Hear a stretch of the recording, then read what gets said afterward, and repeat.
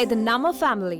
அமெரிக்க car உற்பத்தி நிறுவனமான fort Chennai Maraimalai நகரில் உள்ள தனது தொழிற்சாலையை ஜிஎஸ்டபிள்யூ குழுமத்திற்கு விற்பனை செய்யும் பேச்சு கடைசி நேரத்தில் கைவிடப்பட்டு கிட்டத்தட்ட 3 மாதங்கள் ஆகின்றன. இதையடுத்து ஃபோர்ட் இந்தியாவில் மீண்டும் வாகன உற்பத்தியை தொடங்கும் என பரவலாக கருத்து நிலவி வருவதற்கு ஏற்ப இரு முக்கிய கார்களுக்கான பெயரை இந்தியாவில் பதிவு செய்துள்ளது. இது குறித்து நிறுவனத்திடமிருந்து எந்தவிதமான அதிகாரப்பூர்வ அறிவிப்பும் இல்லை என்றாலும் எலக்ட்ரிக் மற்றும் ஹைபிரிட் வாகன உற்பத்திக்கான புதிய திட்டத்தில் நிறுவனம் ஈடுபட்டு வருவதாகவும் அடுத்த ஆண்டு சென்னை தொழிற்சாலையில் இத்திட்டம் தொடங்கப்படும் என்றும் ஆட்டோமொபைல் துறை வட்டாரங்கள் கூறுகின்றன. இதே வேளையில் ஃபோர்ட் நிறுவனம் இந்தியாவில் மீண்டும் வாகனங்களை விற்பனை செய்வதற்கான சாத்தியம் இல்லை என சிலர் கூறி வருகின்றனர். அப்படியானால் இந்தியாவின் விற்பனை உரிமையை யாருக்கேனும் கொடுக்குமா என்ற கேள்வியும் எழுந்துள்ளது.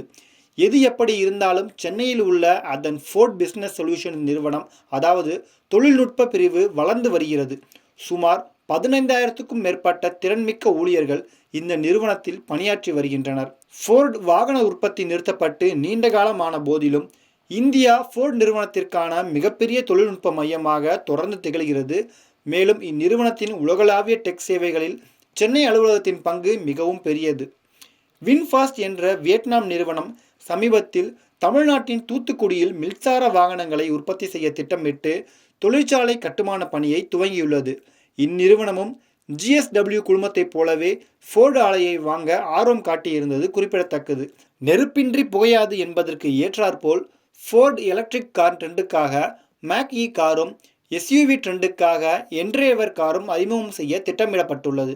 இந்தியாவில் ஃபோர்டு நுழையும் போது மஹேந்திரா குழுமத்துடன் சேர்ந்து 1990களில் ஸ்காட்ஸ் கார்களை தயாரித்தது. இந்த நிலையில் ஃபோர்டு சென்னை தொழிற்சாலையில் தனது கார்களை உள்நாட்டு வர்த்தகத்திற்கும் வெளிநாட்டு வர்த்தகத்திற்கும் தயாரித்தால் பழைய கூட்டணியில் மஹேந்திராவுக்கு இந்திய விற்பனை உரிமையை கொடுக்க வாய்ப்புள்ளது. ஆனால் இது குறித்த பேச்சுவார்த்தை நடப்பதாக தெரியவில்லை. அன்புள்ள கிரியஸ், இது நம்ம ஃபேமிலி.